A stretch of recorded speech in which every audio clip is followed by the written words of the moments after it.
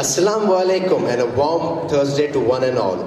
With great gusto, we welcome you to this fabulous occasion of the annual inter-class English debate between class 11 and 12 for the academic year 2018 to 2019. Combined one part student, one part game and one part controversy. What do we get? A sensational, scintillating students' debate. The clash of ideas is not a weakness. Truth reaches its place when error is tussled with. More than a mere verbal or performance skill, debate embodies the ideals of reasoned argument, tolerance for divergent points of view, and rigorous self-examination. No great advance has ever been made in science, politics, or religion without controversy. Without further ado, let us commence the program by invoking the blessings of the Almighty. May I now invite Hamza Khalid of 12B6 to recite a few verses of the Noble Quran, followed by its translation by Muhammad Farhan Ahmad of 12B6.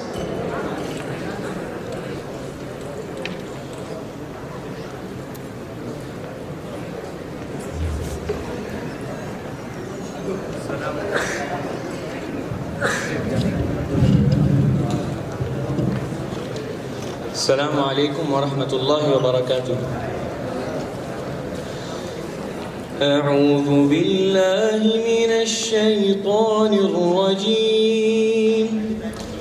بسم الله الرحمن الرحيم. إن المصدقين والمصدقات وأقرضوا الله قرضا حسنا يضاعف لهم ولهم أجر كريم. والذين آمنوا بالله ورسله أولئك هم الصديقون والشهداء عند ربهم لهم أجرهم ونورهم. والذين كفروا وكذبوا بآياتنا أولئك أصحاب الجحيم. اعلموا أنما الحياة الدنيا لعب وله وزينة وتفاخر بينكم وتكاثر في الأموال والأولاد كمثل غيث أعجب الكفار نباته ثم يهيج فتراه مصفرا ثم يكون حطاما وفي الآخرة عذاب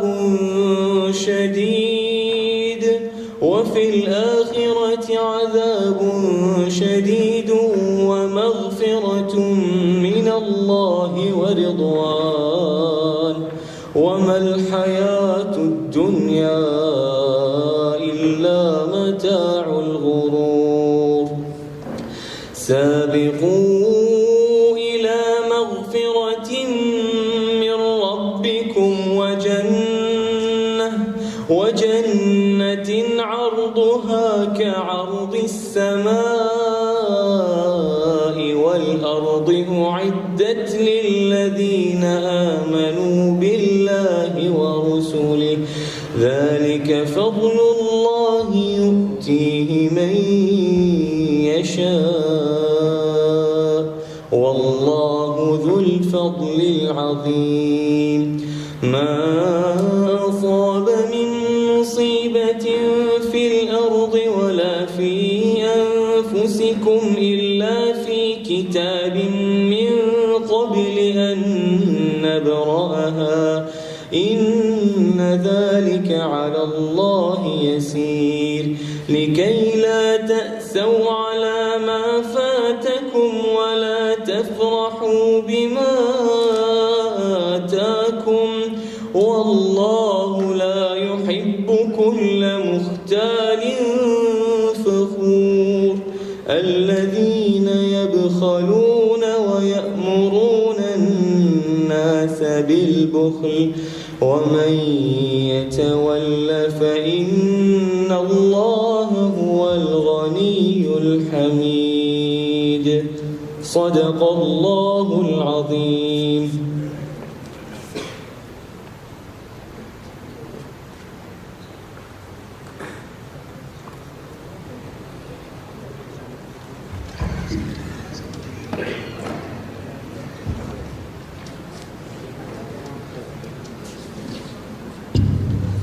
In the name of Allah, the most gracious, the most merciful. Verily those who give sadaqat, that is zakat and alms, men and women, and lend Allah a goodly loan, it shall be increased manifold to their credit, and there shall be an honorable good reward, that is paradise. And those who believe in the oneness of Allah and His messengers, they are the Siddiqun, that is those followers of prophets, who were first and foremost to believe in them, and the martyrs with their Lord. They shall have their reward and their light.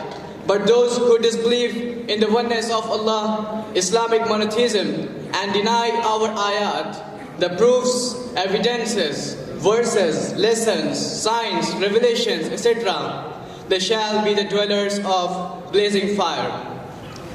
Know that the life of this world is only play and amusement, pomp and mutual boasting among one another, and rivalry in respect of wealth and children.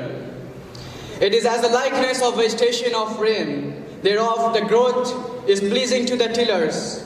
Afterwards it dries up, and you see it turning yellow, and then it becomes like straw. But in the hereafter there is a severe torment for the evildoers, and there is forgiveness for the good doers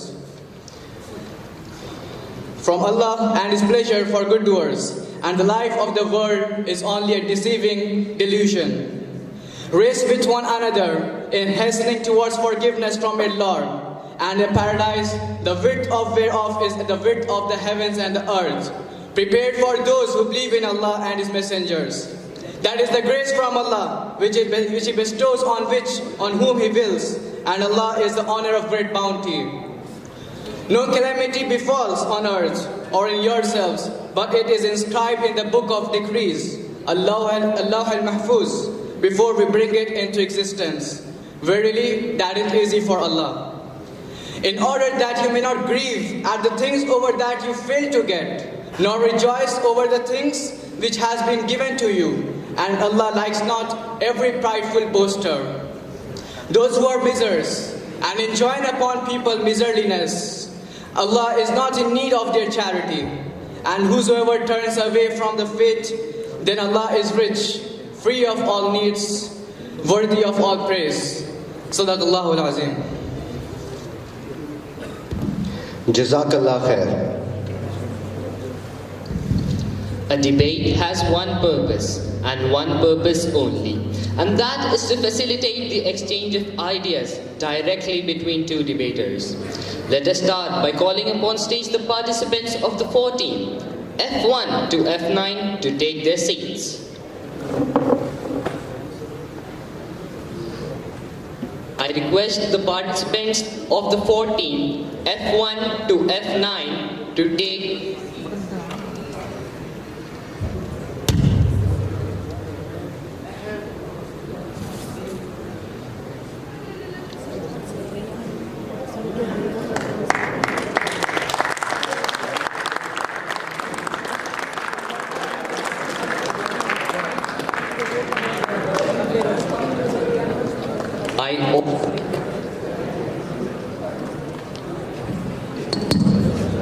I also request the participants of the against team, A1 to A9, upon stage to take their seats.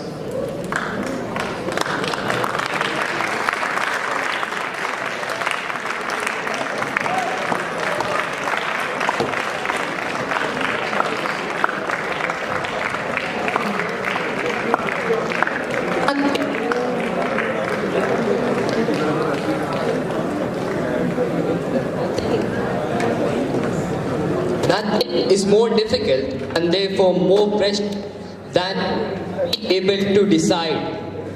We are most fortunate to have a very well-versed panel of jury for today's program. Let me now introduce the judges. The first we have is Mrs. Amina Khatoon, a senior secondary English teacher from girls section. The second judge we have is Mrs. Kalyani Rajan, an English teacher from 6 to 8 block girls section. And finally, the third judge we have is Mr. Muhammad Afroz Ahmed, a senior secondary English teacher from girls section. All the world's a stage, and all the men and women merely players. And one man in his time plays many parts. So the stage is set and the players all ready to make their entries on this spectacular arena. The topic of today's grand debate is cryptocurrency, the future of money. I call upon Sheikh Umesh to throw some light on this topic.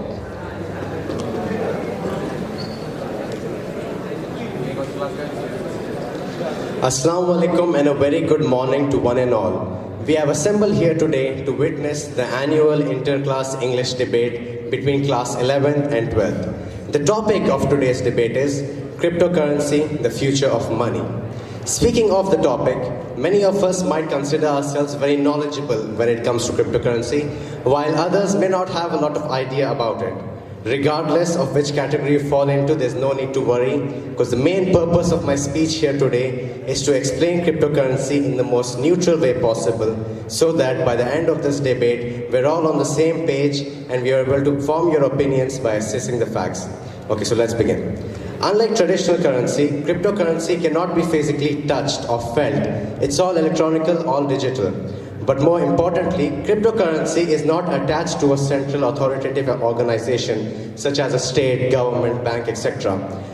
That means there's no organization to decide how much cryptocurrency to make, when to make it, no organization keeping track of it, and most notably, no organization investigating fraud. Okay, so how does cryptocurrency work? It works using two things, a large network of people and a little thing called cryptography. Basically, cryptocurrency is sent from one computer to another on a network called the peer-to-peer network. Music files and films and other forms of data are also sent on this network, but unlike music, cryptocurrency cannot be duplicated. The reason being, cryptocurrency is not just a set of data, rather it's an entry on a universal ledger called the blockchain.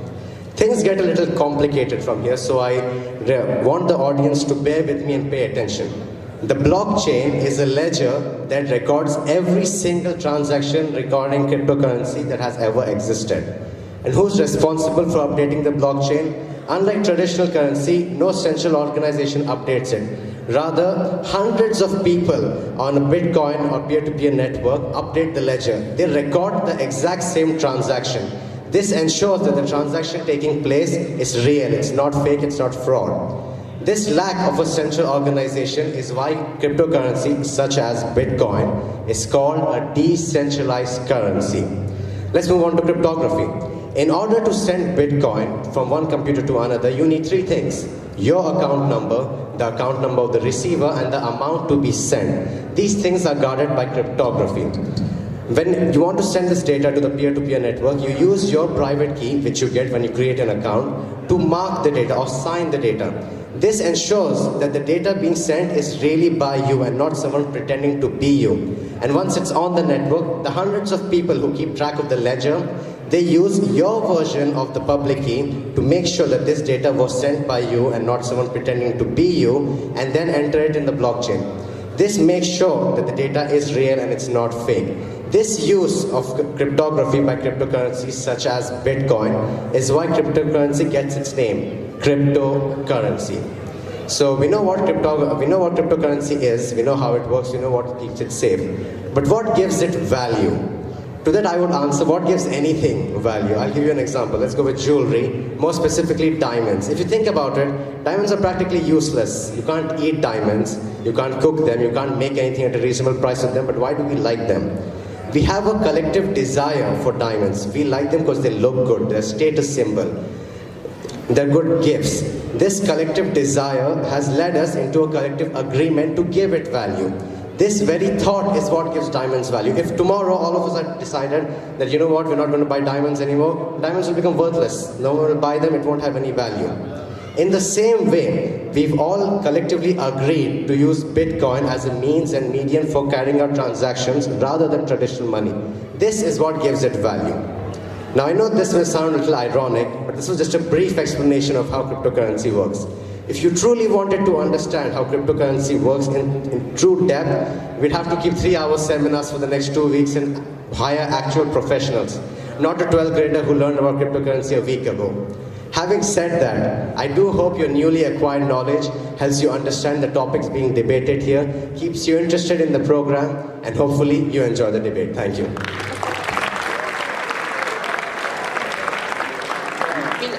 May we now request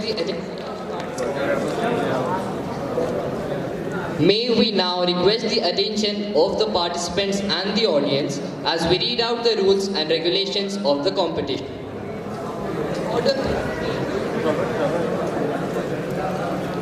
The order of speech for each team has already been decided.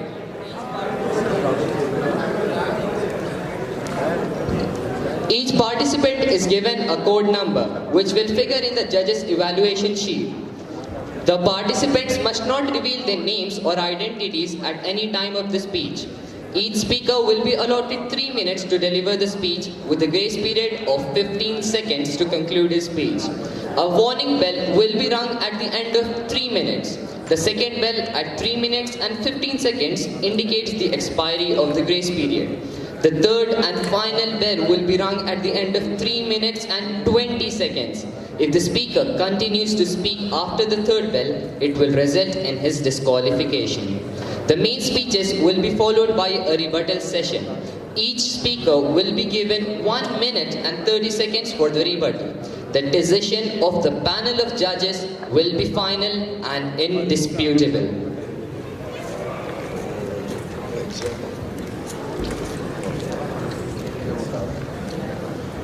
The power of real debate is in the language and intellectual honesty of the debaters. Without further ado, let us call upon the first speaker of the day, F1 from the 4 team, to give vent to his ideas.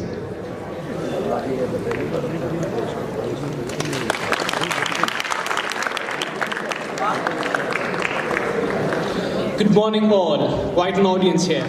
Honestly, I had thought I'd begin with a fancy quote, but then I realized, how strong our case already is.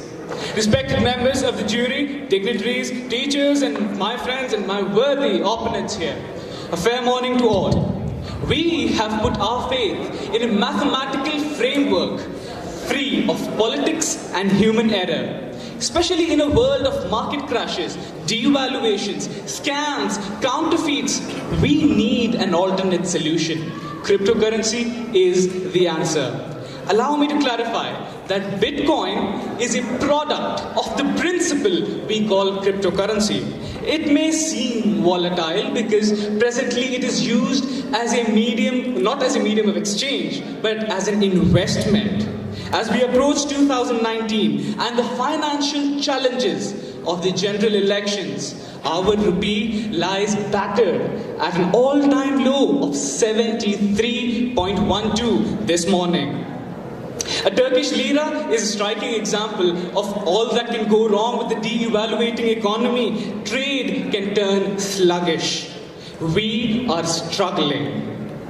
Worthy opponents, do you think that India can survive along with an economy stooping as low as ours? Speaking of trade, transactions via the crypto are safe enough for anyone to not be able to hack into them, thanks to the blockchain technology.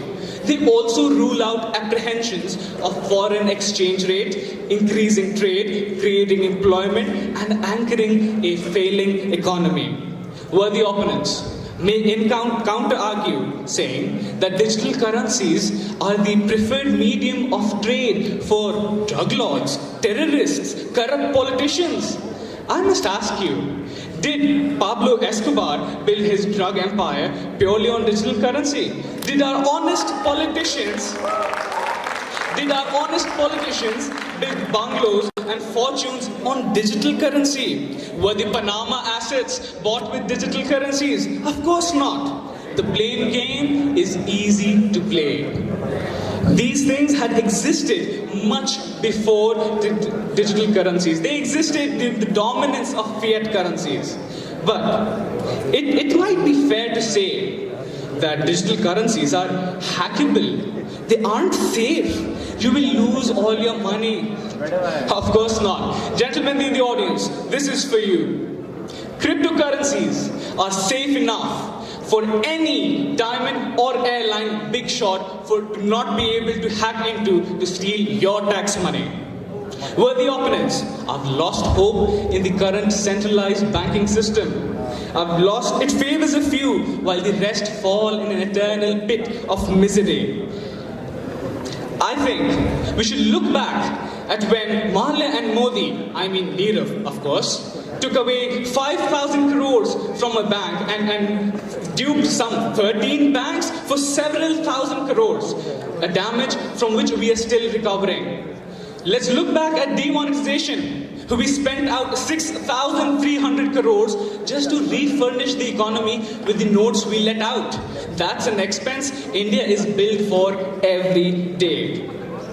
Before I leave, I must say I am disappointed. India is disappointed. Cryptocurrencies will actually help us realize the digital India dream. They are the economic miracle that Rajiv Gandhi had hoped for. They are the economic miracle that India has been waiting for. Before I leave, I think cryptocurrencies are just like Noah's Ark. You don't believe in them because you've never seen anything of the sort. But you must board the ship because there's a great storm coming. Thank you.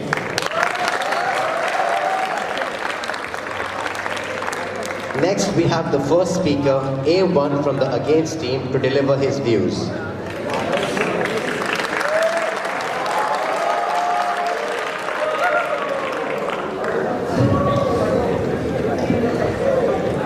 Techies love it. Is it working? Techies love it. The DEA hates it, and lawmakers are totally confused by it. That's cryptocurrency. Distinguished guests, esteemed members of jury, teachers, friends, and dear worthy opponents, good morning.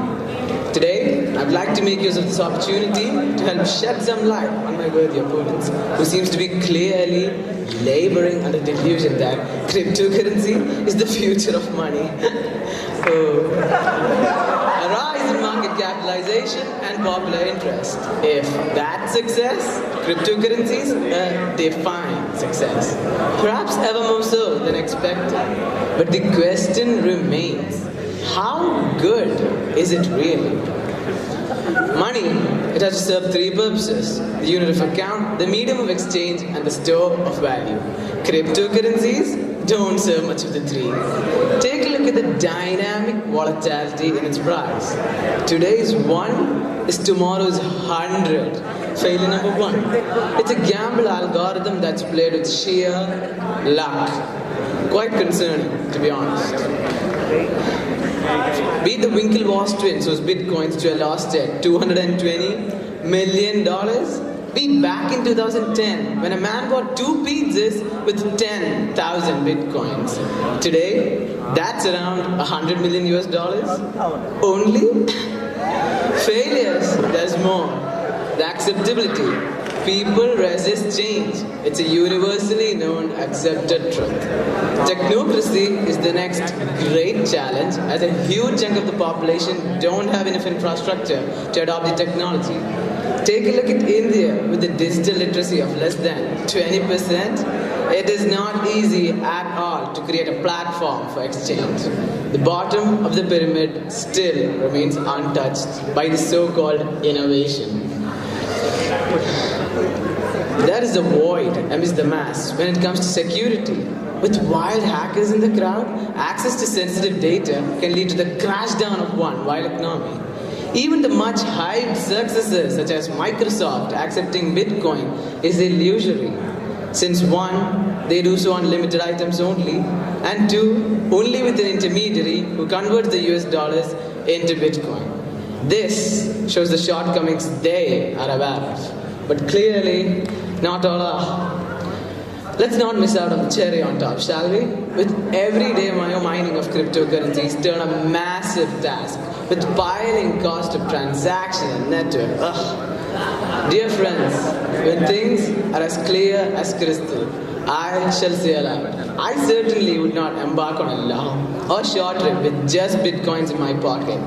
Nor would I be willing to convert all of my liquid savings into Bitcoin or any other cryptocurrency for that matter. Would you?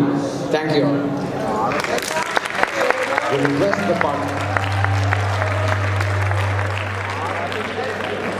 We request the participants not to carry their papers to the podium for their speeches. Now comes F2.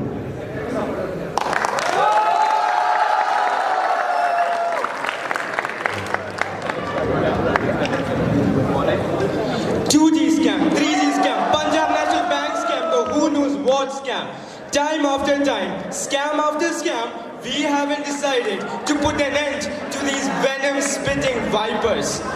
Asking how? Simple, use cryptocurrency. A very warm afternoon to one and all. Today I stand before you to speak for the motion. Cryptocurrency is the future of money. Bullacart to Bugatti, Telegram to Instagram, what blockchain and books to the internet my friends have used to write their speeches. And paper currency to cryptocurrency. Now to those of you who still think that nothing has changed, who stick to the former and reject the latter, who are asleep, unaware of this great transformation that has happened, I have only one thing to say. Wake up guys, this is 2018! Change is inevitable. It provides you with a challenge and an opportunity to grow and to improve and to attract new members with new ideas. We are living in an era when things are being dematerialized and holographic, floating above the physical world and the geographic map. There is another landscape out there that is constantly changing. Since its beginning in 2009, cryptocurrency is climbing the stairway of success. Like every other cryptocurrency, Bitcoin, the famous one, uses a technology known as blockchain that makes its transactions so secure that experts consider it to be virtually unhackable. And because of this, the cost of verifying transactions is so less than that in a central bank, believe it or not. The advantage of cryptocurrency is that the common man can be much more confident with it because the money supply is transparent, having one's own control over it. It makes online dealings a lot faster and easier. Within a matter of weeks, in November 2017, Bitcoin surged from a fringe investment to a global sensation. And today, there are 400,000 subscribers on Bitcoin. 12,000 transactions takes place every hour. 99,000 Bitcoins are sent every hour. What do you say about that?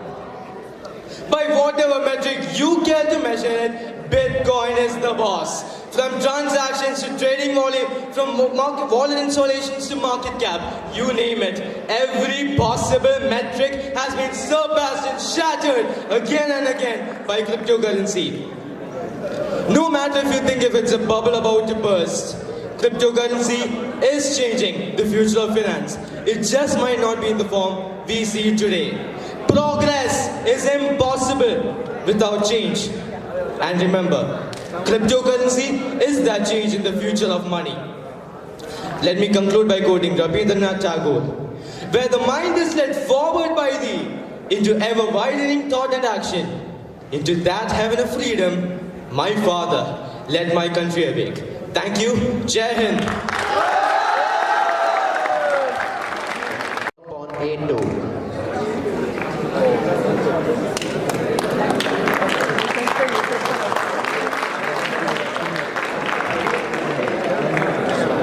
Panel of jury, esteemed dignitaries, respected teachers, my friends, and of course my worthy opponents. A very good afternoon to one and all. Today I am am here standing firmly to present my views against the motion on today's topic. An old saying holds that markets are either ruled by greed or fear. Bitcoin, the first and still the most popular cryptocurrency, began life as a techno-anarchist project to create an online version of cash, a way for people to transact money without the interference of governments or banks. Apparently, an year later, it is barely used for its intended purpose. Users must wrestle with complicated software and give up all the consumer rights they are used to. With few vendors accepting it, other cryptocurrencies are used even less.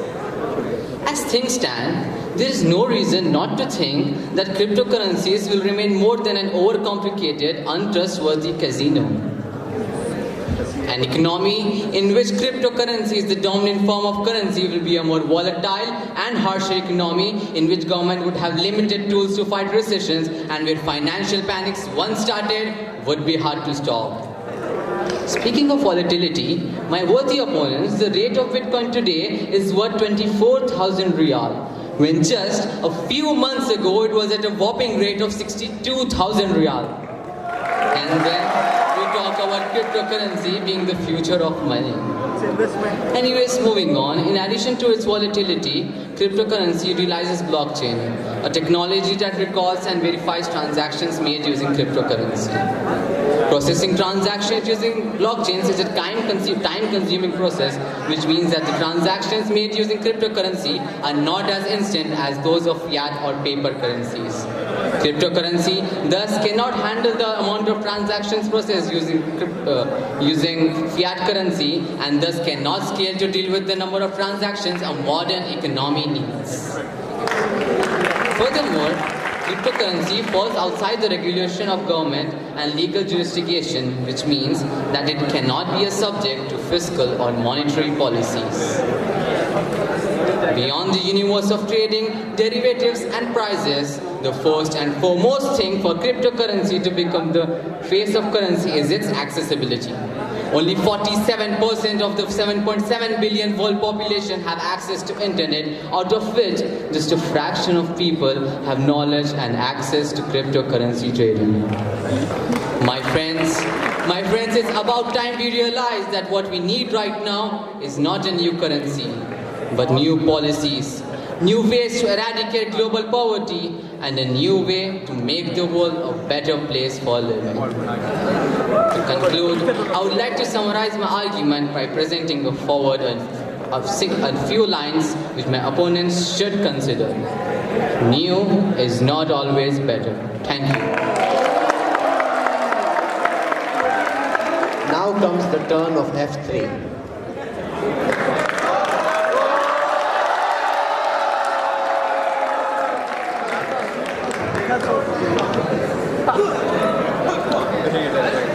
Innovation is the ability to see change as an opportunity and not as a threat.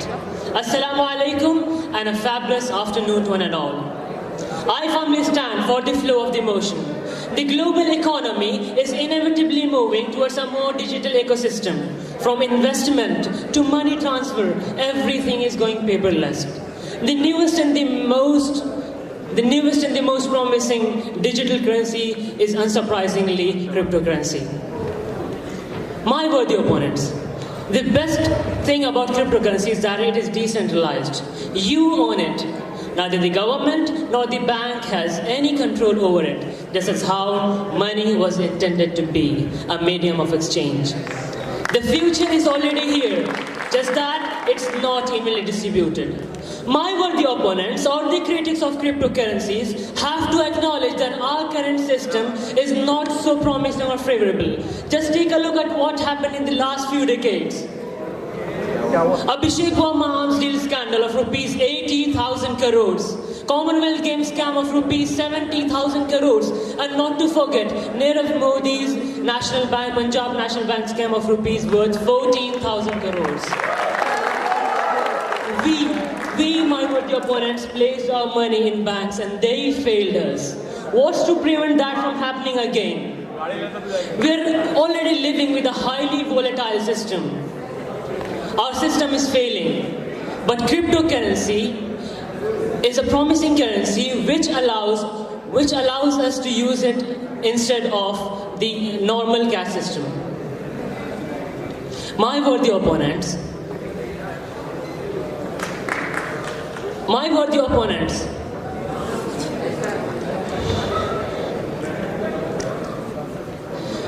whenever something new comes to us, humans get afraid. They tend to give out a blind eye, a deaf ear, and an empty mind. They're able to sense nothing. Example, the people who say cryptocurrency is a speculative high. My worthy opponents, when you start searching for new oceans, you have to make sure that you're not afraid to lose sight of the shore. My worthy opponents, in this age where tech giants like Google or Facebook know you better than anybody else, in this age where people in India still confirm whether the money withdrawn from the ATMs or the banks is real or counterfeit money, in this age, cryptocurrency combines the beauty of cash and the enhancing security using the modern age technology which is known as blockchain, which is an indispensable part of most of the technological systems. I know it might take time for 100% adaptation of cryptocurrency, but the day that comes will be the day that our world will be truly liberated from a lot of redundant policies and conditions imposed upon us by banks and financial institutions. And that is a true way in which the world must be working. To conclude, I would like to say to my worthy opponents, instead of thinking outside the box, just get rid of the box. Thank you. To share his views comes A3.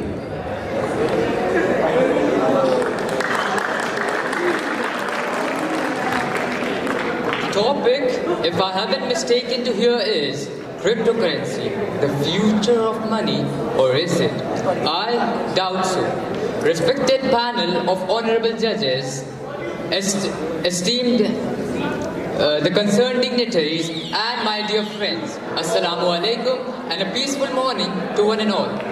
Gone are the days when we used to head up to a market and buy items. Now, simply order by an app. Gone are the days when we used to go to a mall. Now, use Amazon, then gone will be the use of money. Instead, use cryptocurrency. How pathetic, making the already non-agile people more lethargic. Is this what you want? Definitely no, right? We are the so-called future of India, and if we are the one making wrong decisions, I can see how the situation will be better than Modi ji's achhe din. Yielding, cumbersome, inadequate, hard, frustrating, sophisticated, agonizing, perilous, despondent are some of the vital ingredients in the endeavor of defining cryptocurrency, but still, my adversaries say it is the future of money. We actually don't know how this currency is created, and you can't have a functional money without basic transparency unless you're addicted to volatile trading, and for the sake of trading, stay away from cryptocurrency. Thankfully, its plunge will be a salutary caution to most folks. My worthy opponents may say that the literacy rate in India is quite satisfactory, and which said that this huge population, or we can say this huge literate population, can benefit and use cryptocurrency. But what about the remaining? Are you willing to starve them to death just because of desperate step to make yourself count in the developed countries? This is just a desperate step, making no mistake, a desperate step towards the so-called well-developed countries. We don't want a future of money. We need proper shelter for the homeless. We don't need cryptocurrency. We need enough food for the starvings. We don't need such a future in which people die because of lack of basic needs. We need a future in which basic needs are fulfilled. A future in which slaves are free. A future in which we together can face the difficulty, hope in the face of uncertainty, hope in difficult times, the audacity of hope. That fundamental belief that I am my brother's keeper, I am my sister's keeper, makes this country work. Satyamev Jayate, truth alone triumph. I do have a final ask of you as being a speaker. The same thing I asked a few moments ago. I'm asking you to believe not in what in the currency's ability to bring about change, but in yours. I'm asking you to share the idea that is being whispered by the slaves, by the abolitionists, the idea which is at the core of every Indian, the idea reaffirmed by those who planted the flags on the foreign battlefields and on the surface of the moon. Yes, we can, and yes, we did. Thank you and have a nice day. Now we have F4.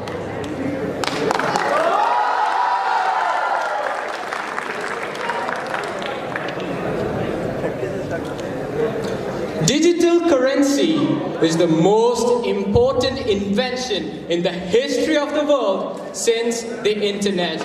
Now, I did not say it. One of the wealthiest men in the world, Jack Ma, did. Honorable judges, respected teachers, my worthy yet misguided opponents, and all my dear friends, Assalamu alaikum and a fabulous morning to one and all. Today, I stand before you to speak for the motion, cryptocurrency is the future of money.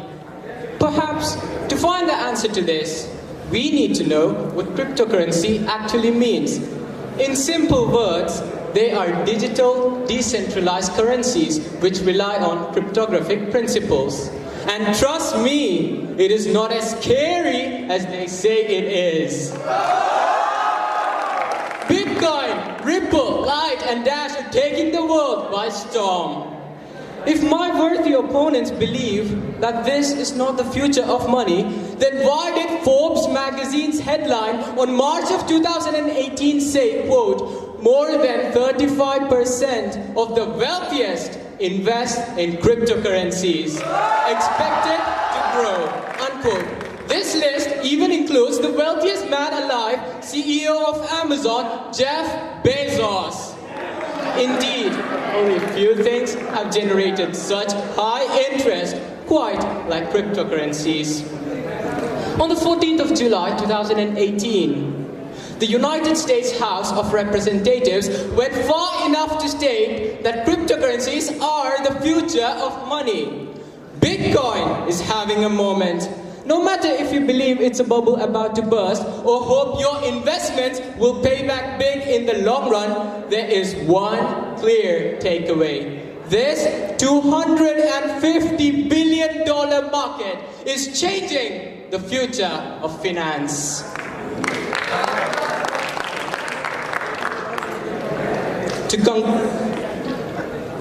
My friends, don't believe everything you see. Even salt looks like sugar.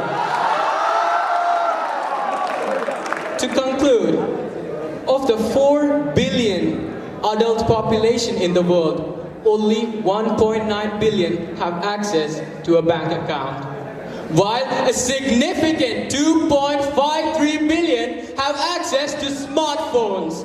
It is crystal clear, gentlemen. Cryptocurrency will do to banks what emails did to the postal industry. That's all from my side. Thank you. Peace. Here comes A4 to share his ideas.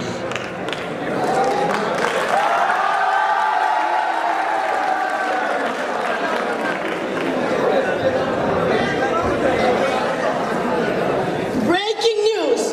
Bitcoin price crash. Cryptocurrency market in meltdown as value continues to drop. Assalamu alaikum and a very fabulous morning to one and all. Today I stand before you to speak against the motion on the topic. Cryptocurrency is the future of money. 99% of cryptocurrency are total scams. My dear worthy opponents, just imagine what will happen if cryptocurrency replaces cash. Of course, there are huge problems with this. Traditional currency will lose its value without any means of recourse. My dear worthy opponents, should cryptocurrency take over entirely, then I guess new infrastructure would have to be developed in order to allow the world to adapt it. Established financial institutions would likely have to scramble to change their ways. Cryptocurrency do not fulfill the three key functions of currency, namely unit of account,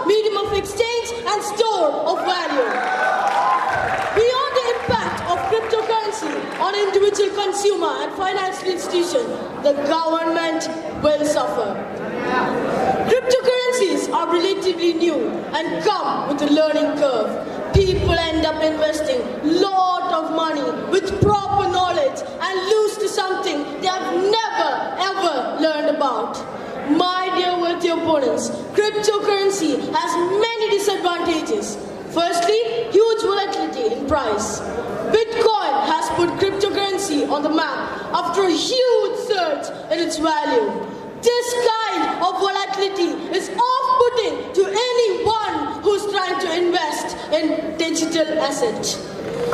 For example, in December 2017, Chicago Mercantile Exchange, world's largest futures exchange, decided to launch Bitcoin derivatives. This led to an all-time increase in the value of cryptocurrencies. While at the end of the same month, South Korea, world's third largest cryptocurrency market, decided to ban cryptocurrency trading accounts. This plummeted the prices of cryptocurrencies. Secondly, lack of knowledge. People are not aware of how to use this cryptocurrency. The technology is complex and it is still not accepted widely. Only few countries have still legalized the so-called cryptocurrency. Thirdly, accessibility. With 47% of 730 crore global population having access to internet, out of which just a small fraction has access and knowledge to cryptocurrency. I would like to conclude by saying the words of Warren Buffett. Cryptocurrency will almost end badly. Thank you. Now we call upon stage F5.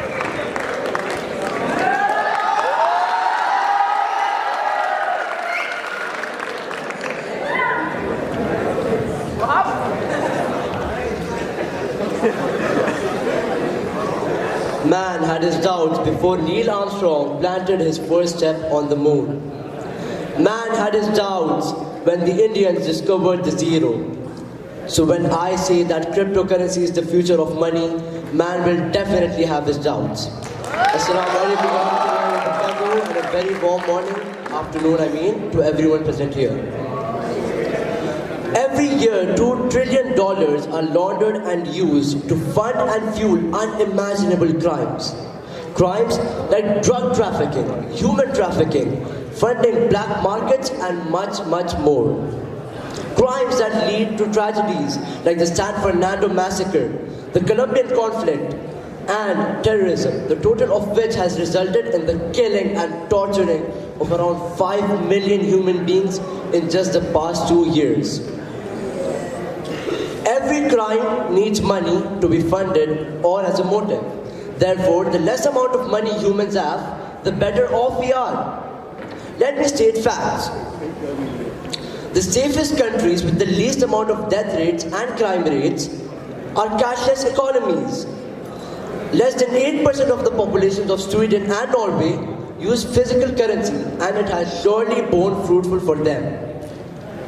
Cryptocurrencies push forward cashless economies and markets, eliminating the use and need of physical currencies. Cryptocurrencies will and would have prevented the death of those millions and will also prevent the death of many more innocent human beings. Cryptocurrencies are digital, making it impossible for anyone to hack into them. At this age, cryptocurrencies and transactions with cryptocurrencies are more anonymous now than ever, making it impossible for you to slip money out of your dad's wallet when he's sleeping.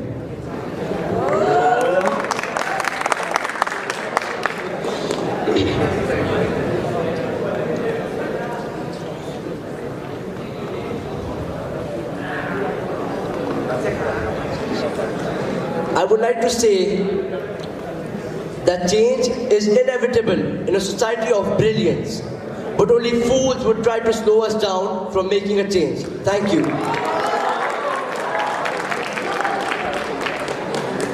Next in row F6.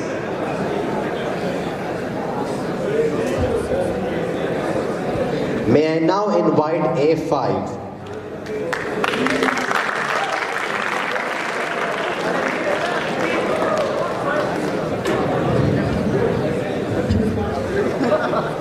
Yesterday, I had a dream. I asked my father, "Excuse me, Dad, I need 100 bitcoins for a Rus Bukhari party with my friends." He smiled and replied, "Son, in your dreams." Respected panel of jury, honorable guests, teachers, students, my fellow teammates, and my worthy opponents. People believing in the positivity of cryptography are also dreaming. In fact, they are daydreaming. Do these sound familiar to you? After suffering sharp declines, our Bitcoin prices treading water. Bitcoin tumbles as cryptocurrency nears 9-month low. The Bitcoin is fading for now. Cryptocurrency scams on the rise. These are just some of the many headlines about how the virtual money is taking a direct dive. In fact, the popularity spiked like a rocket, but it came down like a super rocket. Have you ever heard of real money fading into nothingness? Nobel Prize-winning economist Robert J. Shiller was right when he said Bitcoin is the best example of a speculative bubble, a thermometer measuring the intensity of the epidemic. And moreover, you don't need to be a Nobel Prize winner to predict the future of money. A human being, just a normal human being who's not excited by fancy technical terms or intricate technological jargons. Man, over the years, has always been pulled towards the lure of money. And if it is accompanied with ease and comfort, it demands all the more attention. Cryptocurrency is no exception, except for the fact that it will be just short-lived. As we know, cryptocurrencies are managed through encryption techniques.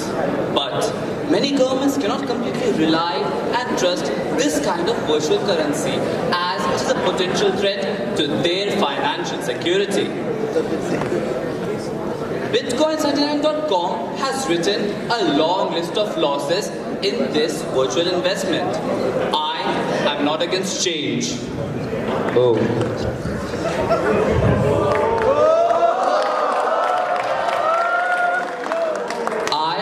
Not against change. In fact, change is mandatory. Change is inevitable. Change is intuitive. But when a change, a mutation, goes in an unrealistic and undesirable direction, silence is no more an option. Now, it is up to you to decide how you would like to invest, manage and multiply your hard-earned bucks with real money and be sure of good returns, or go along with the volatile and unstable bubble, giving Bitcoin79.com a chance to rewrite another obituary. Thank you. Next in row, F6.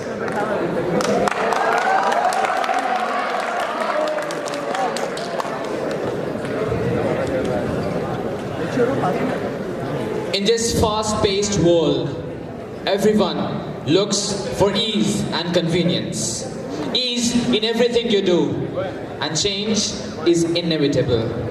But what is the major concern is the security, whether the system is secured enough. Now, whether you call it secured, concealed, or crypted. Assalamu alaikum wa rahmatullahi wa barakatuh, and a fabulous afternoon to all of you. Respected dignitaries, the panel of jury, my fellow teammates, and my worthy, misguided opponents. Before moving on to the facts, let me define what cryptocurrency is, because this side of the stage is still unsure about it. Cryptocurrency is actually a virtual or digital currency that is not being monetized by anyone. It is the most secured form of currency up till date.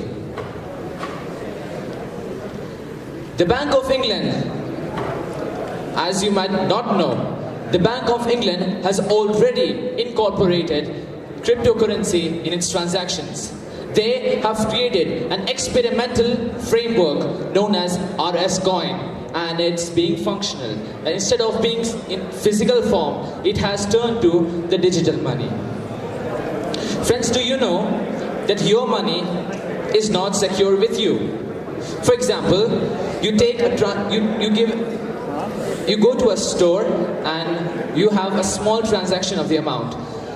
The merchant who is at the store gets all your information from your credit card, because that credit card uses the pull mechanism in which a certain amount is pulled from your account, whereas cryptocurrency uses the push mechanism, wherein only you and you can give the right amount to the person who is receiving the amount.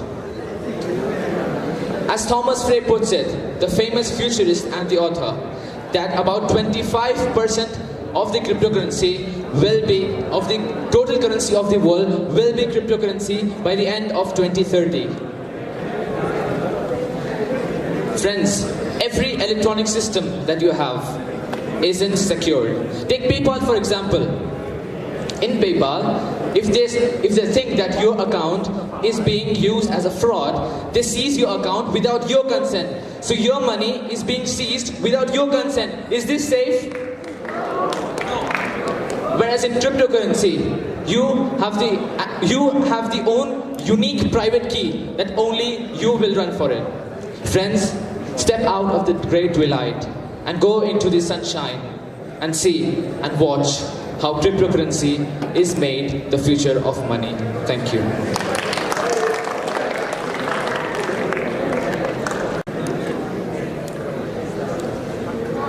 I now call upon A6.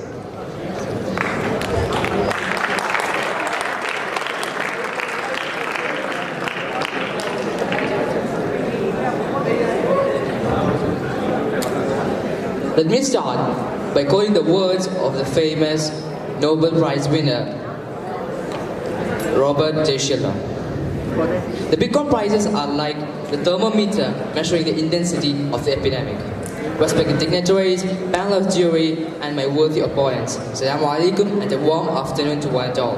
Today I stand before you to speak against the motion for the topic of the day, cryptocurrency is a future money. The world is moving at a fast pace, so as the technology is. People are getting introduced to the new applications and new gadgets which makes their life much easier. Well, we know that technologies have their merits as well as their demerits. Well, then this digital currency, so-called as cryptocurrency, comes in which my worthy opponents say that they're the future money. Now, let me tell you why these cryptocurrencies are not the future money. Firstly, these currencies are completely independent.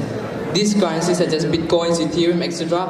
have no connection with the banks, and there are no third parties involved in these transactions.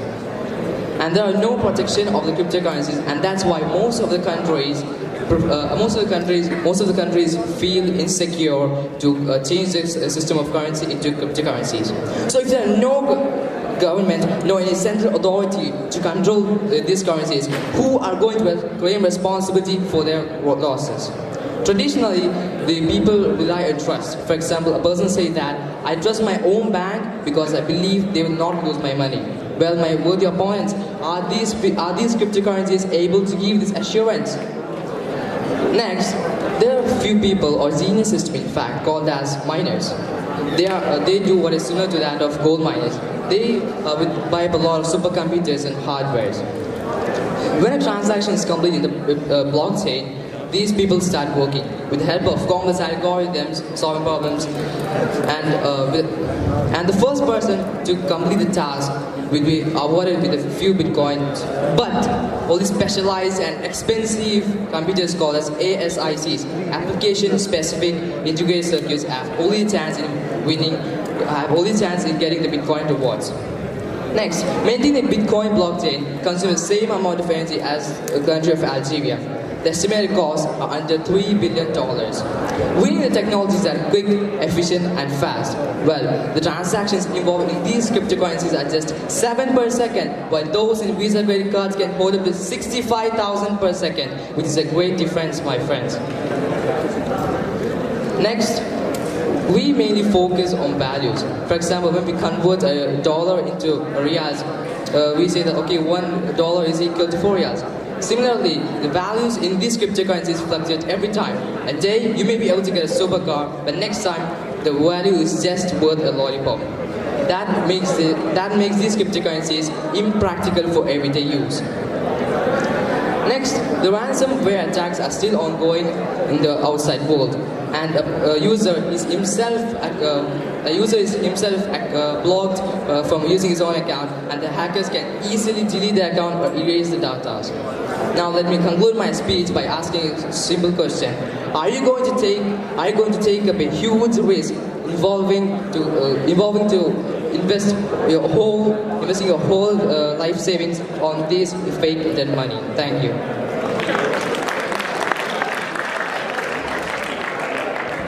Next in turn, we have F7.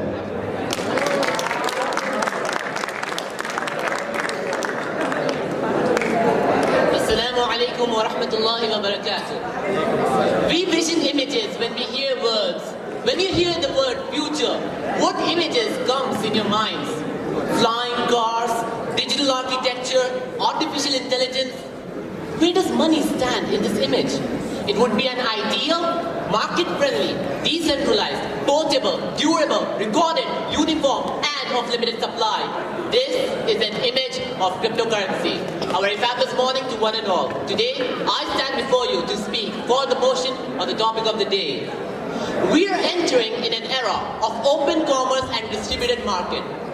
Fitting into every situation, cryptocurrency has made its entrance. On 19th February 2018, when banks were enjoying their national holiday in America, Bitcoin, the leading cryptocurrency, had $1 billion transmitted and $7 billion traded. This proves cryptocurrency's real 24/7 service, speed, portability, and its impartiality to national boundaries. Try sending an international credit. It's going to take more than a day. Further, at times, you need to go to the bank personally and require special permissions. Try sending it to someone in Russia or for a relief effort, perhaps in Venezuela. You get censored.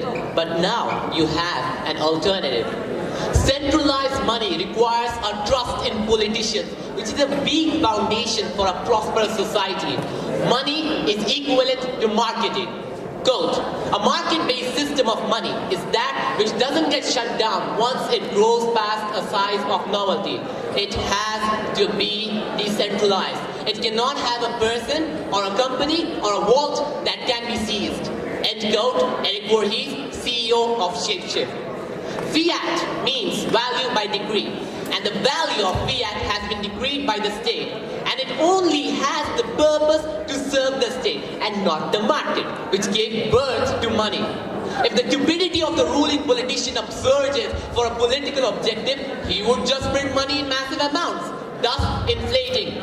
Go read history and present, particularly of Zimbabwe and Venezuela, where the power of fiat fell so low that 100 trillion of Zimbabwean dollars was just equal to 40 cents of US dollars, resulting in people denying their currency and weaving bags and art out of their fiat currency. And I have no interest of joining them in the future by acknowledging your view. Cryptocurrency also has the feature of programmability, providing big loans that won't be lost in the hands of big fishes like Vijay, Mal, Leah, and ran away. Giving money to children only to use it at a particular time and place, you can have everything programmed. And the best of all, there's no chance of you to end up standing in long queues continuously for weeks with your illegal declared fiat in the name of demonetization. Cryptocurrency can be divided to 1/100 of a million, 10 to the power minus 8. I want you to try that with your paper currency. To conclude, let us view the evolution of money. From barter to commodity, cattle and grains, metal and objects in different frames, gold, silver and copper to coins and paper, checks and online commerce, great discovery. The future money, cryptocurrency. Thank you, have a fabulous day, peace. To oppose the motion, we have A7.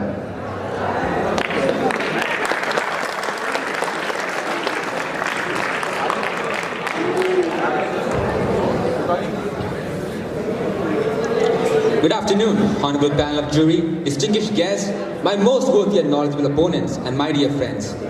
Today I stand here to speak against today's topic of interest, that is cryptocurrency is the future of money. Constructively, I would define cryptocurrency as just a medium of exchange, just like every other current fiat currency we have right now. And it uses the super secure cryptography. But the irony is that ever since its launch back in 2009, it has always been plagued by cyber attacks and scams that have cost people millions of dollars.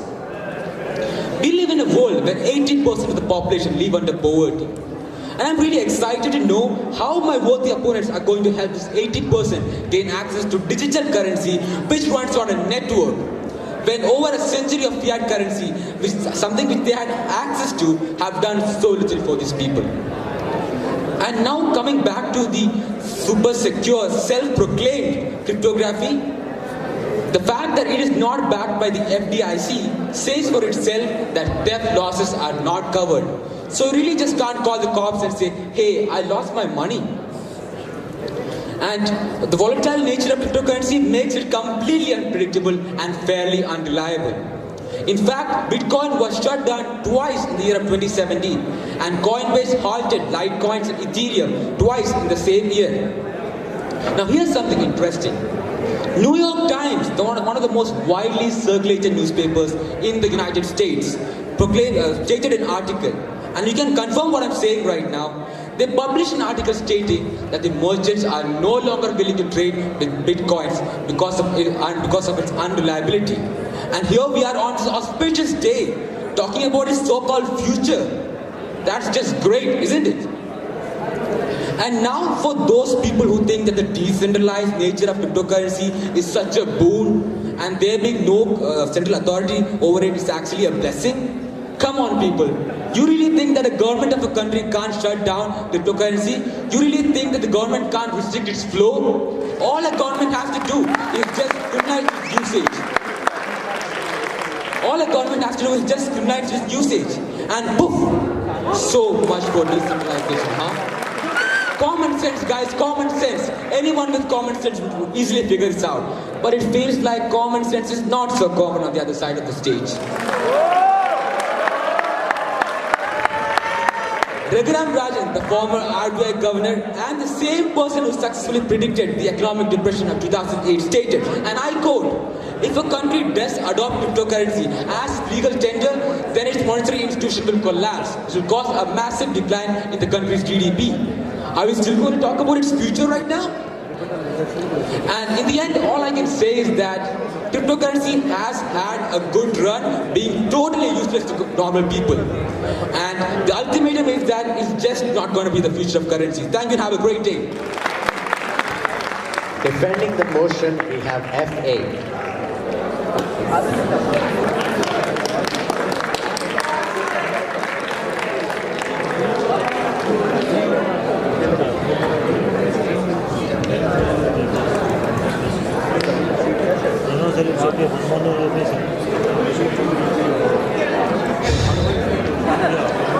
Declining economies, crippling taxes, scale-breaking loans in the name of countrymen.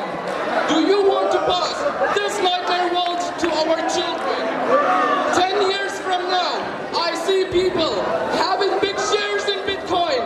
My panel of jury arrive in flying cars and we all comprised in a digital platform. How do you feel about that? From the Ice Age, mankind has been moving towards comfort, and this medium of exchange would also be one. As Lincoln quoted, the best way to predict your future is to create it! Cryptocurrency, the only currency raising the corporate world without any interest. It will do to banks what email did to the postal industry. In the next few years, digital banking will bring financial security to billions, as reported in an American technology news by Bill Gates. Possible reasons are, instead of having the politicians controlling our money to help their companions, we just have an incorruptible computer program as complex as Shashi Tharoor's vocabulary to use money the way we want at that time we want fairly. Another advantage is that no government owns it.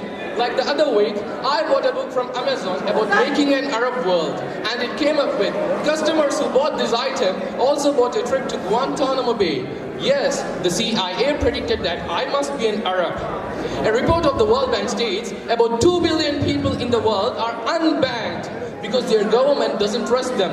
But now, for the first time ever in history, they can do global business if we hand over just affordable phones to everybody and bring them onto a crypto economy online on a decentralized, distributed platform. What if the government banks have no funds to run the nation? I say that our banks wouldn't have looted by business magnates like Nirav Modi and Vijay Mallya. Saying cryptocurrencies are bad as they are not backed by anything physical is like saying that renting is always preferable to buying a house because with renting you don't have to put down a payment. In currency notes, fake and black money could be made. What if I tell you by the time I finish my speech, currencies in your wallets would be worthless? Also, printing currency notes more and more devalues it. Why a person should get only few pounds in exchange for a very high amount of other currency notes? As more and more outlets are accepting Bitcoin now, Nicolas Cage can even pay a multi-million-dollar bill for no extra charge. If we look at charity working foundations, we have no idea where our money goes. But with the blockchain technology, when everything becomes transparent, that's the revolution! When a digitalized era would come, you can't keep just the transactions physical, as nothing remains constant except the change. Finally, nations like Singapore and Switzerland have started producing cryptocurrencies. I say this because the future starts today and not tomorrow. To be continued.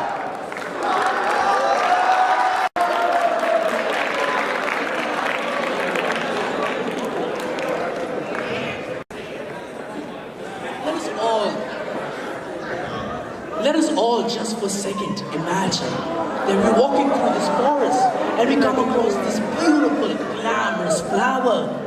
You're amazed, so you go closer to touch and smell it. Suddenly, after some time, your skin starts to itch, you feel breathless, and then you fall on the ground helpless, and then you die. Turns out, the flower was poisonous and deadly. And this is what cryptocurrency is today. To all the members of the jury, my beloved teachers, my worthy opponents, and my dear friends, a very warm afternoon to one and all. Let's first shower some light on cryptocurrency. Well, it can be defined as a digital currency in which encryption techniques are used to regulate the generation of units and verify the transfer of funds, operating independently of a central bank. That sounds great. But there is where the problems begin. It's operation that is independent of a central bank. Warren Buffett, one of the most successful investors of all time, have also touched on this problem. And I quote, "It doesn't make sense. This thing is not regulated. It's not under control. It's not under the supervision of any United States Federal Reserve or central bank. I don't believe in this thing at all. I think it's going to implode." Well, isn't it strange that such an experienced investor would say such things about the future of money?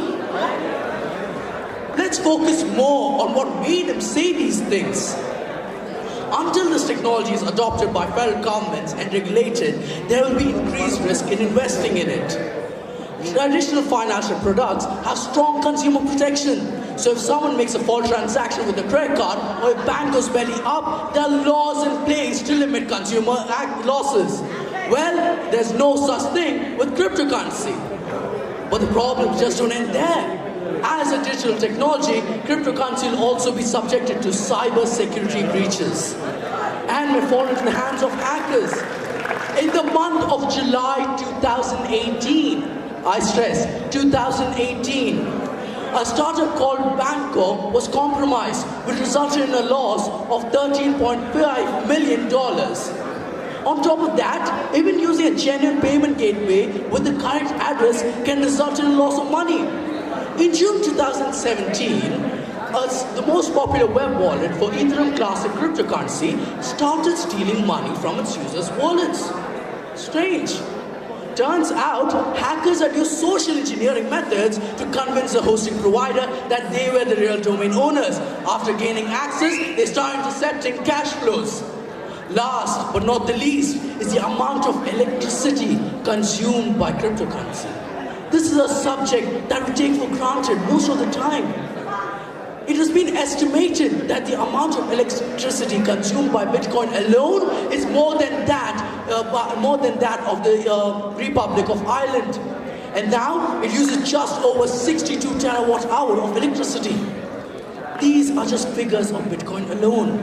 We can just imagine what it would be for the entire cryptocurrency network. Cryptocurrency is not only harmful but also not secure. It is logical why experienced investors like Warren Buffett would choose to stay on the safe side of this technology. Thank you. Now I invite team F9.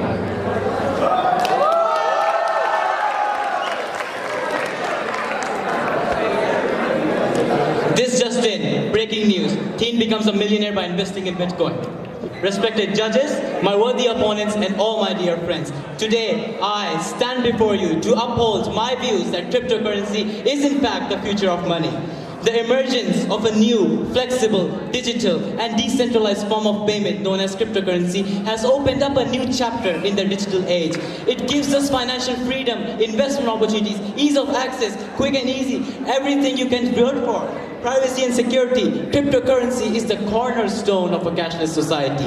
If Uber can replace taxis, Amazon replace retailers, Netflix replace DVDs, then I don't see any reason cryptocurrency not replacing conventional money. And we are already halfway there. Major retailers like McDonald's in the United States, Virgin Galactic, and the biggest of them all, Lamborghini, all accept Bitcoin. We live in an age dominated by capitalist economies. As the saying goes, what goes up must come down. And this idiom is nowhere true than the modern capital markets. Since the 1800s, there have been more than 19 major market crashes, and the time for cryptocurrency has come. My worthy opponents, 20 years ago, $1 million was worth $1 million, right? Yeah, and now that same $1 million is worth $1.6 million. You just proved my point that even cash inflates, just like you said, 10,000 bitcoins is equal to whatever the figure you made up from your ass. I don't know. So exactly the same figure I'm saying with the cash, okay? Here, if you say that it's not any good investment and it's always fluctuating, well, isn't gold fluctuating? Aren't the stocks falling? Isn't the rupee falling? Aren't your arguments falling? Here are more examples. The Turkish lira is falling.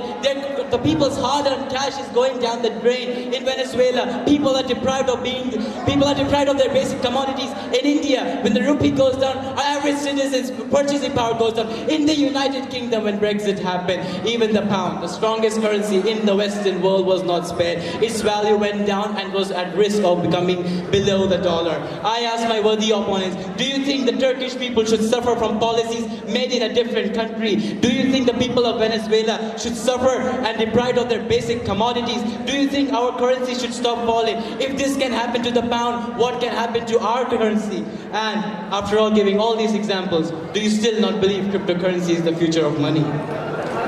Cryptocurrency will take over the world in only a matter of time when Bitcoin and Ethereum become the norm. And when that day comes, the destination of a cashless and secure society will be reached. And finally, when, not if, the financial statement says, at least I will have some money to be relied on. Thank you so much.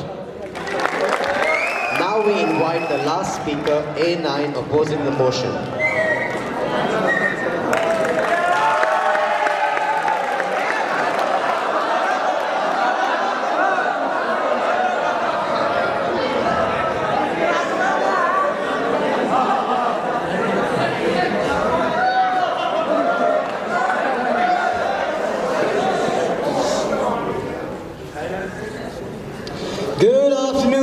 Judges, respected teachers, fellow comrades, ladies and gentlemen of all ages, I am Speaker A9, and as you know, we're talking about cryptocurrencies. Or rather, the question, is cryptocurrency the future of money? So let's dig deeper into this, alright? What is cryptocurrency exactly? Now, cryptocurrency is a digital currency in which encryption techniques are used to regulate the generation of units of currency, verify the transfer of funds, operating independently of central bank. Exactly. I spent about a week trying to figure out how it works. It took me a week. So let's assume India were to adopt cryptocurrency as a default currency. So that would mean India would go cashless. But are we talking about the same India that has 70% of its population residing in rural areas, and only 27% of the entire population has access to a smartphone, and only 15% of those smartphones have an internet connection? Now, any logical person would argue that this is not in any sense enough for India to go cashless. Let's talk sensible, okay? The basic requirements are a mobile device, electricity, and connectivity. But 32% of our entire population is living below the poverty line. And for them, getting a mobile phone could potentially mean selling their home. Now I wouldn't do that. You wouldn't do that, sir. Nobody would do that. And we're known worldwide to be skeptical, okay? People who were paranoid even when the computer came out. And though our generation might have gotten used to it, for the older generation, it's somewhat still rocket science. You know, an interesting thing happened. A couple of years ago, back when I was in India, there was this annual Big Bazaar sale. And I went there with my cousins because, well, I'm an Indian. You don't miss sales, do you? So I'm there, and apparently the entire population is too, and I get excited, I pick a lot of stuff. And as soon as I come up to the cash counter, the card machine stops working due to an apparent overload in the network. Now, I don't have any cash in me, neither do my cousins. There are about 2,000 people waiting in line behind me, and patience is an illusion. So I had to leave my stuff. It's so sad, I had to leave my stuff. Apparently connectivity problems do exist in India, and on a huge scale. Now what's going to happen when the entire currency will be digitalized? And as a patriotic Indian, it is my national duty to bargain. 1200 ka bed mein 350 nahi lunga. Now how am I going to do that when I don't have the cash in my hands? On a more serious note, change is inevitable, and the future is uncertain. And whether we adopt cryptocurrencies or not, I really hope this debate brings light on a lot of other important questions that we should be asking instead. Is this the future that we want? Think about it.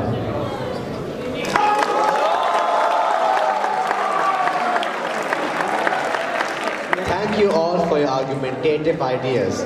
Here concludes the first round of the competition. The speakers are now given a 5-minute interval for the preparation of their rebuttals. Due to a shortage of time, we will call only one participant from each team to come for the rebuttal speech and represent the views of his respective team. The time for the rebuttal speech will be 2 minutes.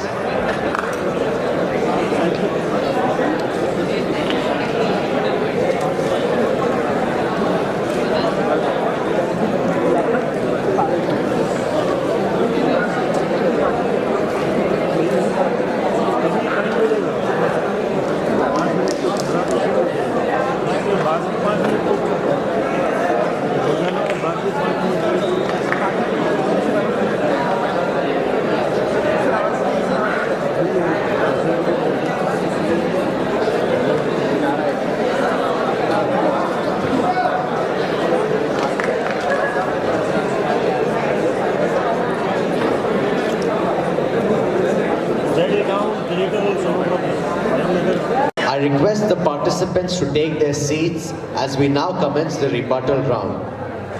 I request the representative from the 4 team to come forward for his rebuttal speech.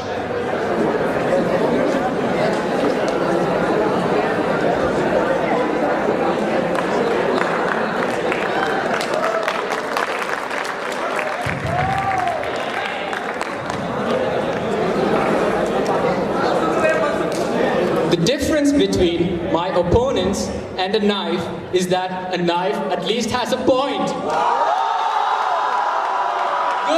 Good afternoon once again.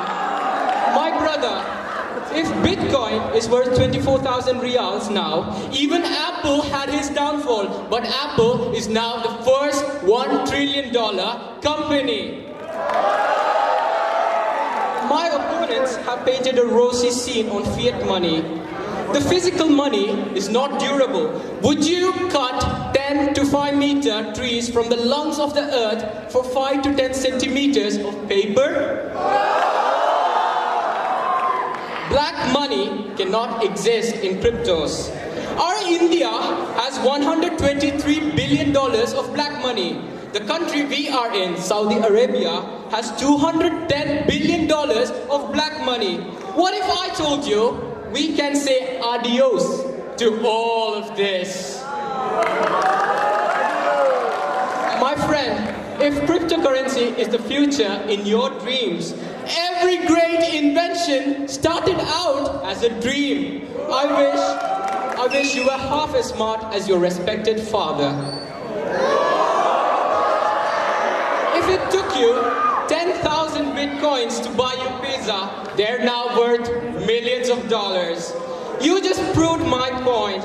It appreciates your value. Unlike 1,500 notes that one fine day was worth nothing. Just like your arguments.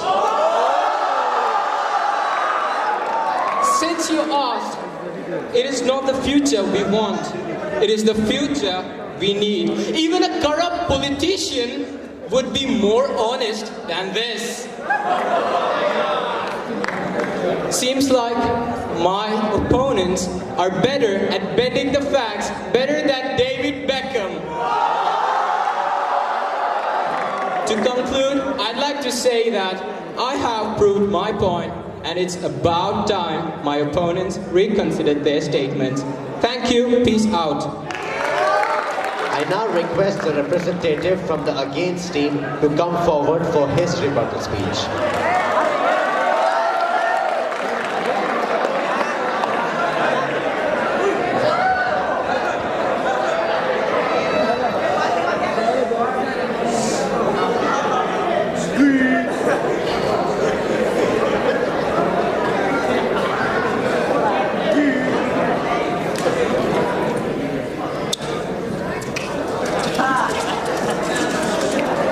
They say actions speak louder than words, but your actions were so loud I couldn't even hear your words.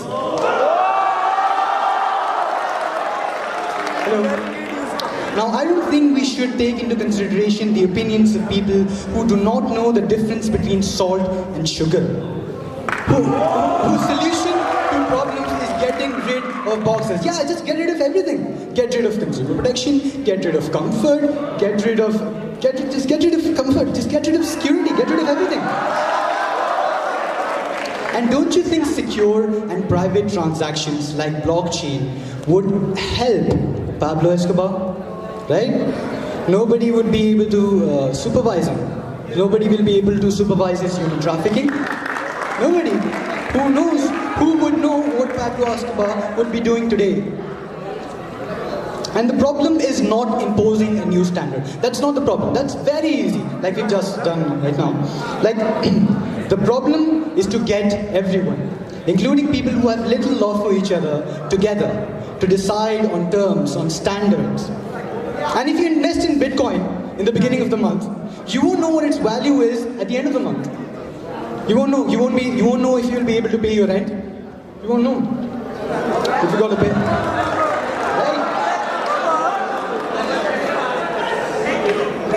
And they say Bitcoin soared in November 2017, but it was back down to the same value in 5 months.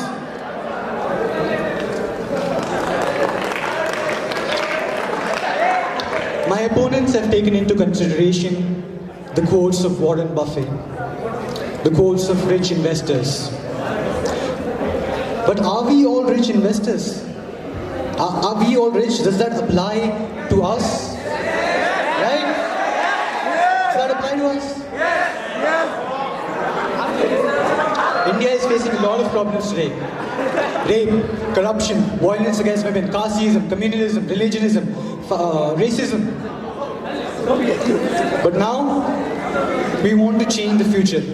we want to change the currency. There are problems that need to be solved first before that. Thank you.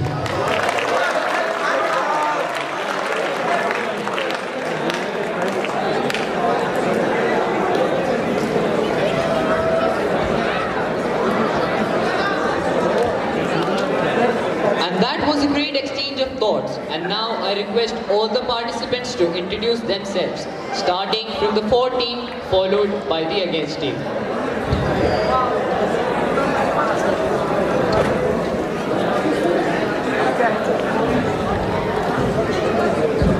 Good afternoon all, I'm Yunus Khan, 12B Science. Good afternoon everyone, my name is Akhiya Johnson, I am a science streamer and my ambition is to become a journalist. Assalamu alaikum, I am Maz Muhammad and I'm from 12B6. Good afternoon all, I'm Zayan Zakir. Assalamu alaikum, I am Tariq Wahab from 12B4. Good afternoon all, this is Farhan Muhammad Fahim from 12B6. Assalamu alaikum, I'm Ahmed Javed of 12B6.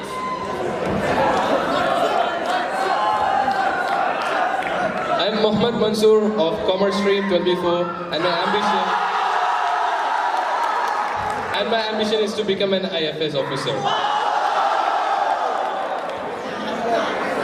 Assalamu alaikum everyone, I'm Mustafa Hashmi of 12B3, signing out. Good morning, I'm Hassan Shamir, 11B6. Assalamu alaikum, I'm Saad Muhammad from 11B5. Assalamu alaikum, I'm Mohammad Arif Siddiqui from class 11B5. Thank you. Assalamu alaikum, I'm Farhan Basheer of class 11B6. Assalamu alaikum, I'm Suhaib Sayyed from class 11B4. Assalamu alaikum, I'm Mishal Faisal from 11B6.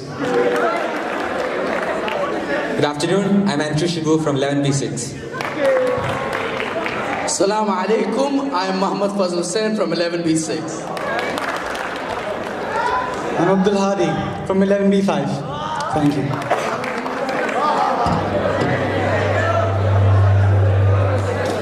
May we now have Mrs. Amina Khan to comment on the occasion.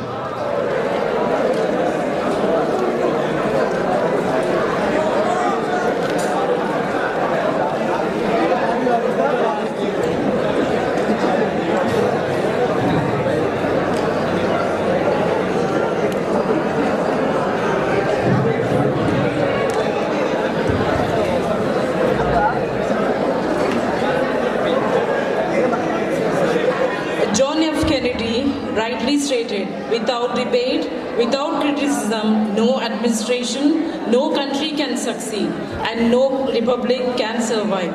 Respected HM, Nofal sir, dynamic teachers, wonderful debaters and lovely audience.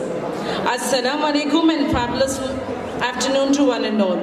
It's indeed an honor and privilege to be one of the judges to judge the debate competition. You all have done to the best of your ability. Let me congratulate every one of you for the fantastic presentation. Everyone present over here used the opportunity to the fullest, be it intonation, be the words they uttered, the way they argued.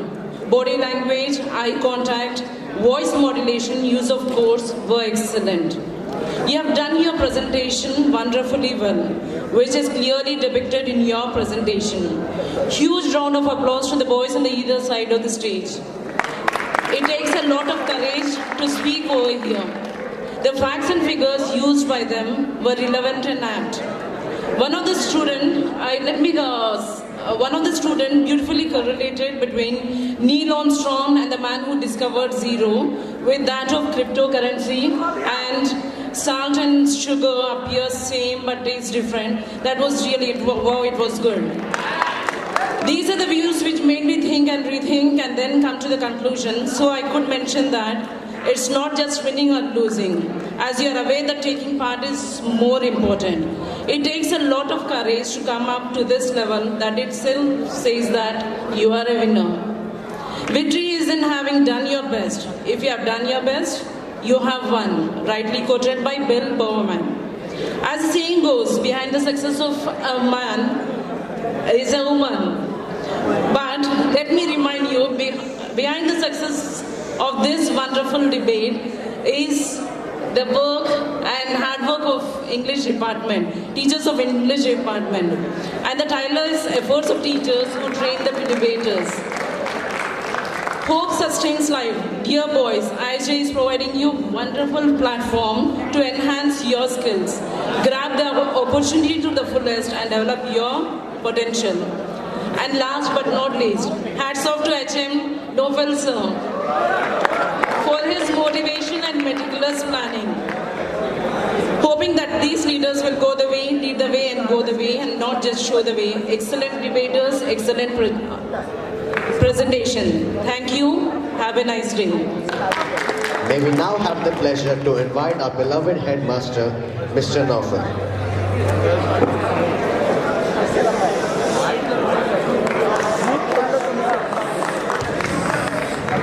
Good afternoon. I will not take much time because we are running short of time. First of all, I would like to congratulate all the young debaters and the trainers and thank to the judges who spent a lot of time with us. In one sentence, I can say, when I was listening to the team who was speaking for the motion, I thought I should keep my smartphone intact and throw away a wallet. When I was listening to them, I realized, no, I have to keep my wallet. That means both of them were so powerful in convincing their ideas, and I think it made judges' duty very difficult. But anyhow, it was a wonderful evening, and I think this marks the last literary activity of term 1. And hope all of you enjoy, and I wish you all the best for the coming first term exam. Without much delay, I will just announce the best speakers from both the teams and the team who won the champions. Okay, who were the champions? Let us see the for the motion and against the motion best third speaker. For the motion, any guess? Okay, without much delay because we don't have time. Ahmed Javed. And against the motion, Abdul-Haq. Second best speaker, for the motion, Muhammad Mansoor. And against the motion, Anshu Shibu. And the best speaker, for the motion, Zayan Zakir. And against the motion, Muhammad Fasal Hussain. And regarding the champions, one team got 593 points, while the other team, winning team, got 594 points. One who scored 594 are studying in one grade less than the other one. They are the winners. I think things are clear to you. The 11th graders are the winners and the 12th graders, they are the winners.